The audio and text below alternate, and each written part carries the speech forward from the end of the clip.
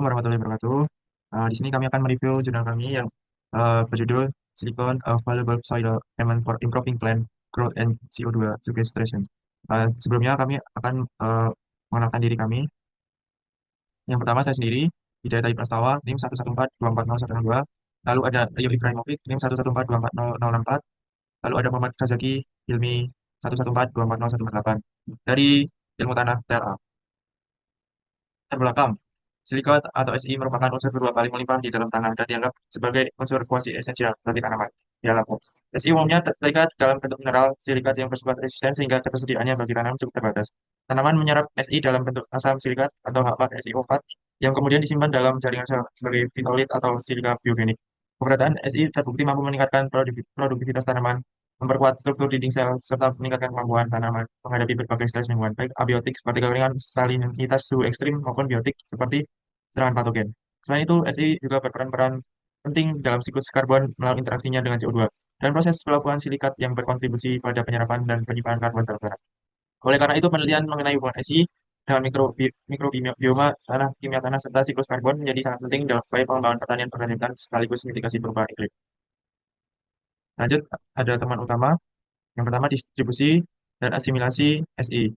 Diserap sebagai asam silikat atau H4SiO4. Lalu transporter genetik LSI1, LSI2, LSI6 membantu mobilisasi Si. Tiga, variasi akumulasi tergantung jenis tanaman. Padi tinggi, tomat rendah. Assalamualaikum warahmatullahi wabarakatuh. Perkenalkan nama saya Muhammad Fikri Mazwan dengan NIM 1424048 asal dari Riau. Laporan SI terhadap prestasi klaim di mana peran silikon ini karena melimpah dalam tanah ya, meningkatkan fotosintesis, efisiensi air dan biomasa, membantu tanaman menghadapi keringan salinitas, panas, dingin dan patogen. Jika ada laporan mikrobioma rizosfer bakteri atau Burkholderia Bacillus pseudomonas mengeluarkan mineral silikat yang sudah dakar plus metabolit mikroba dan mempercepat mobilisasi Si. Yang keempat adalah interaksi Si dan CO2. Si meningkatkan penyerapan CO2 melalui fotosintesis, proses pelapukan silikan mengonsumsi CO2. Nah, ini saya jelaskan ya.